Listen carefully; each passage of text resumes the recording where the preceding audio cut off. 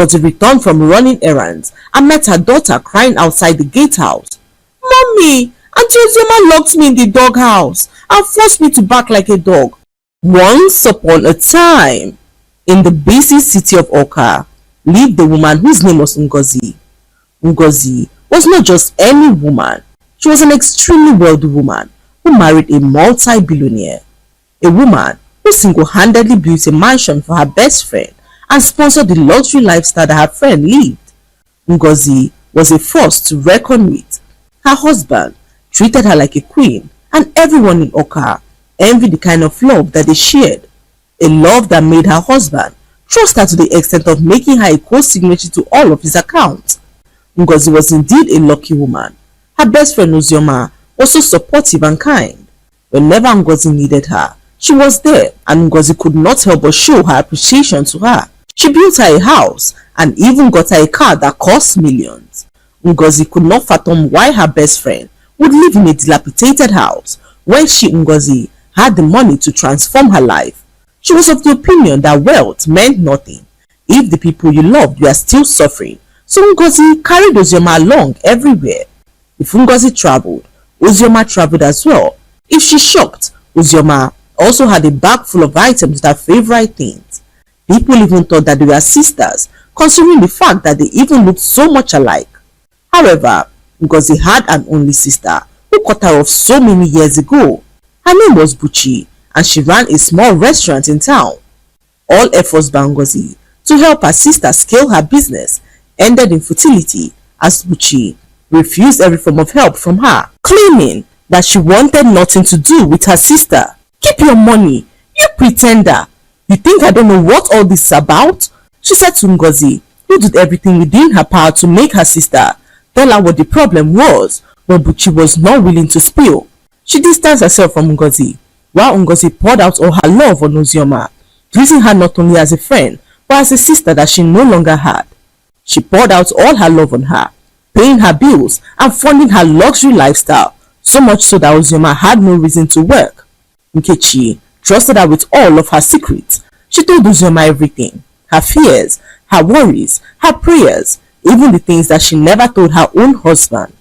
Ozioma was now living the life. She stopped working, stopped hustling, and even stopped following her dreams. To her, she believed she had no need to ever work in her life. Why work when Ngozi's money worked for her? She thought to herself as she lived the soft life that so many women dreamed of. However, everything changed the moment that Ngozi lost everything she had. Her husband was nowhere to be found, and the accounts were frozen without warning. Everything happened overnight, leaving Ngozi and her daughter with nowhere else to stay. They arrived at Ozioma's home, hoping to get help from her, but what awaited them in that moment was far colder than ice. Ozioma, opening the door slowly, looked Ngozi up and down, then glanced at the small bag that she carried and her daughter standing next to her.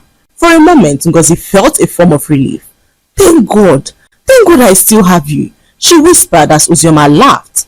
Not the laughter of sympathy, the laughter of someone who had been waiting for this moment all her life. "So it has finally happened," Ozioma said, folding her arms as she laughed at Ngozi mockingly. "The mighty has finally fallen," she said as Ngozi blinked in shock. "Ozioma, please," she said quietly. "Everything is frozen. Just for a few days. I'll sort myself out." Ozioma scoffed and stepped aside, allowing them in, not out of kindness, but out of curiosity. She led them into the living room that Ngozi had furnished with her own money. The same couch, the same rug, the same chandelier that she bought. Yet, Ozioma now sat on it like a queen who was reclaiming her throne. "Sit," she said to Ngozi, who sat there, as she began to narrate all that had happened.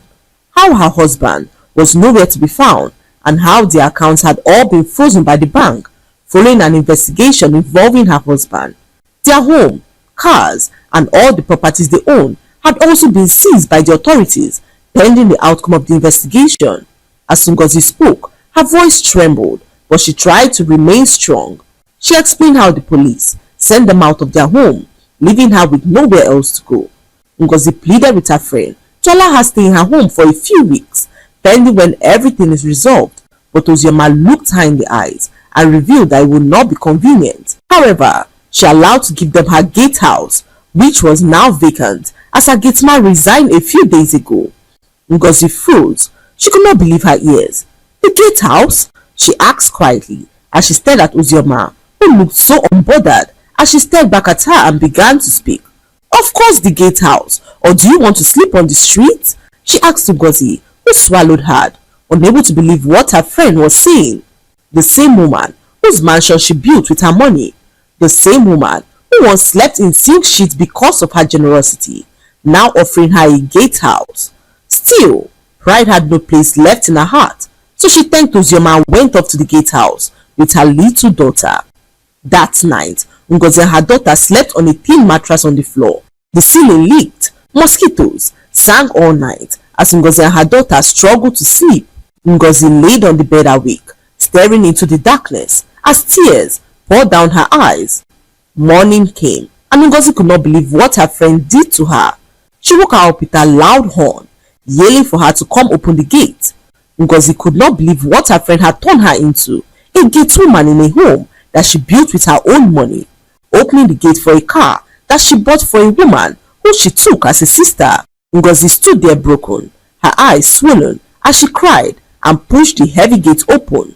Uzioma sat in the driver's seat, her sunglasses on, as she revved the engine, yelling angrily at Ngozi, who stood there bewildered to see her friend act in such a wicked way. As she drove off, she warned Ngozi not to allow her daughter enter the main compound. I hope you understand boundaries, she said to Ngozi, who stood there like a statue about to break into pieces. Days turned into weeks, and Ngozi became a glorified gatewoman in her friend's home. She opened the gate, cleaned the compound, and even ran errands for her friend, who used her as a maid. Ngozi never knew her friend was jealous of her. For all these years, she thought she had a friend who loved her like a sister.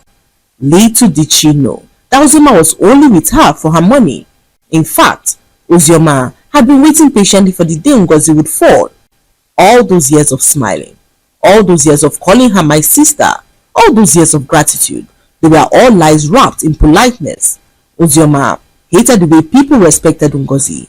She hated the way her name opened doors. She hated the way men stood straighter when she walked past them. She hated the way even in silence Ngozi commanded honor. And now, finally the table had turned. Each morning, Uzioma found new ways to remind Ngozi of her place. Gatewoman, open the gate. Gatewoman, fetch water. Gatewoman, why is the compound dirty? Sometimes, she would bring visitors and shout loudly on purpose, just so that they could see Ngozi rushing out with a broom or opening the gate like a servant. The same neighbors who once greeted Ngozi with respect now whispered behind her back, "Is that not the woman that used to be rich? See how life humbles people, oh." Ngozi heard all that they said. She felt every word, every gossip, every laugh thrown in her direction like stones, but Ngozi did not answer anyone. She swallowed her tears and forged on, hoping that one day her life would come back to normal. One afternoon, Ngozi returned from running errands and met her daughter crying outside the gatehouse. "Mommy, Auntie Uzioma locked me in the doghouse and forced me to bark like a dog. She said I littered the compound and that I needed to learn how animals behave since we are now living like animals." Her daughter sobbed as her small body shook in terror. Ngozi's world stopped in that moment. She could not hear anything else, not the noise of the street, not the whispers of neighbors, not even her own breathing. She dropped the bag in her hands and marched straight to the main house to confront her friend Uzioma, who was in the living room painting her nails. Ngozi burst into the living room, her chest rising and falling like she had run a long distance. "How dare you do that to my child?" she asked, her voice shaking, not from fear, but from a pain so deep that it had gone quiet. Uzioma looked up slowly, still painting her nails, completely unbothered. "Control your voice, please," she said lazily. "You're in my house, remember?" Ngozi laughed once, a dry, hollow laughter. "Your house?" she repeated softly, as Uzioma rolled her eyes. "Yes, my house, and your child needs discipline. Since you people don't know how to behave, I taught her the language that she understands." Ngozi stared at her for a very long moment. Neither of them spoke. Then Ngozi did something Uzioma did not expect. She smiled and walked out of the house, leaving Uzioma in complete shock. Hours later, Ngozi packed all her bags and left. Ozioma did not hear from her and didn't care to know where she could have gone. Weeks later, she received an unexpected visit from a man who claimed to be the owner of her house. Ozioma could not believe her ears. "You must be joking. This house belongs to me," she said as the man showed her the house documents, which now had his name clearly written on it.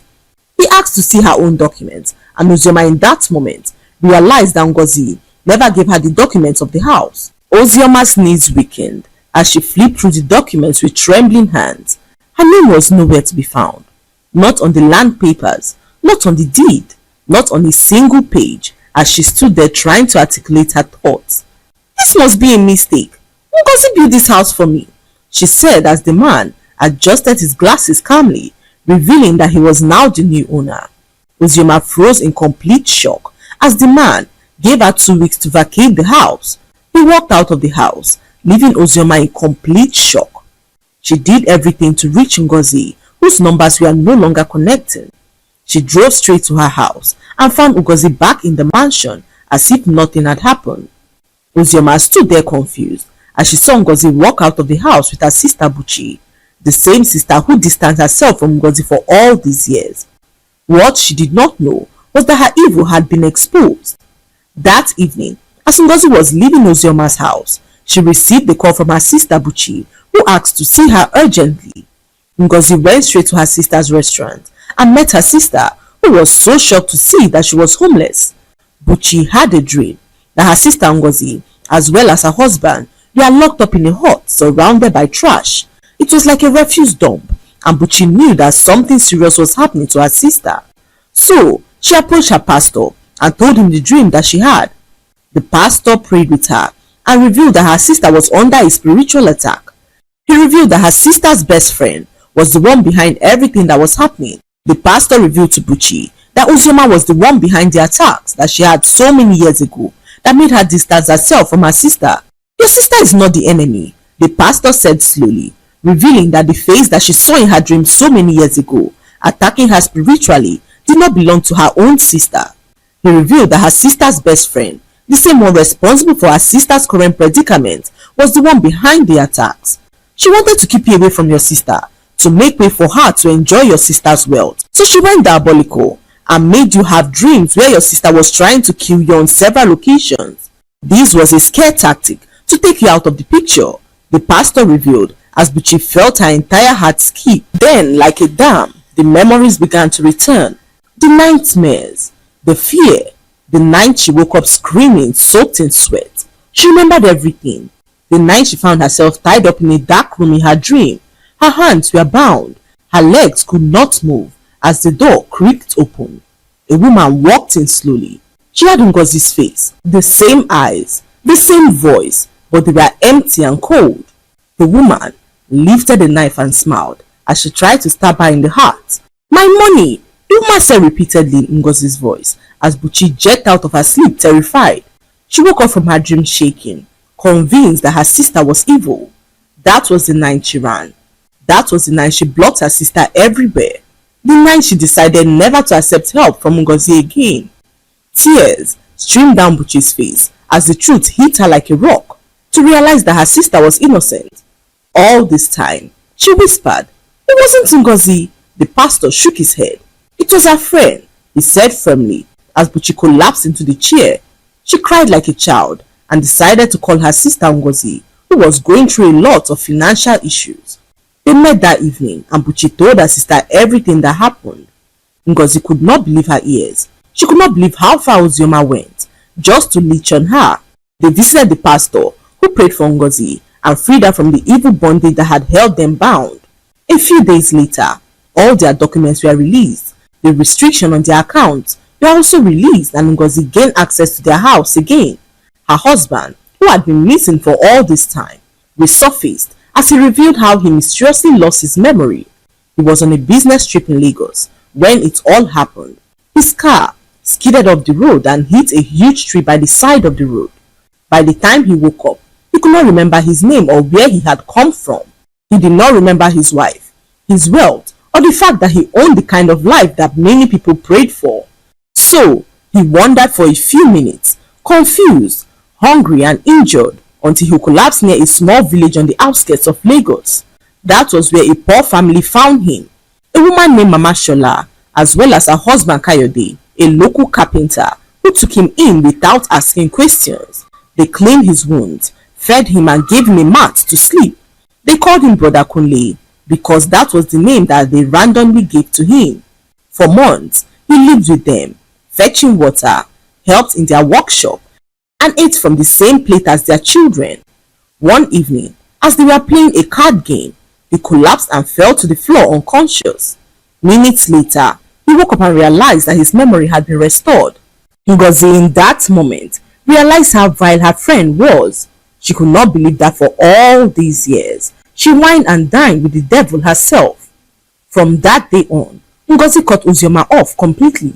She ordered her security to bundle her out of the compound and warned her never to come close to her family again.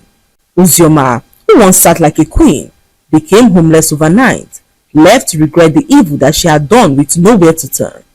Ngozi reunited with her sister Buchi, and together they began to rebuild their lives with honesty, love and prayer.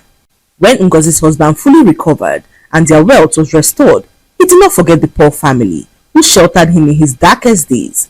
He bought them a house and gave them a better life. And so, the woman who chose kindness rose again, while the one who chose wickedness lost everything that she worked for. For in the end, evil may hide for a while, but it never escapes justice. The lesson to be learned from this story is that not everyone who smiles with you loves you, and not every friend is sent to help you. Jealousy can hide behind kindness, and evil can wear the face of loyalty for years. Wealth, power, and generosity must be handled with wisdom, because blind trust can invite deep betrayal.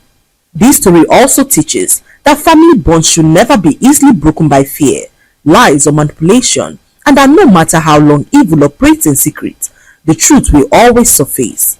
In the end, kindness is rewarded, wickedness is exposed, and those who chose cruelty will eventually face the consequences of their own actions. I hope you enjoyed this story.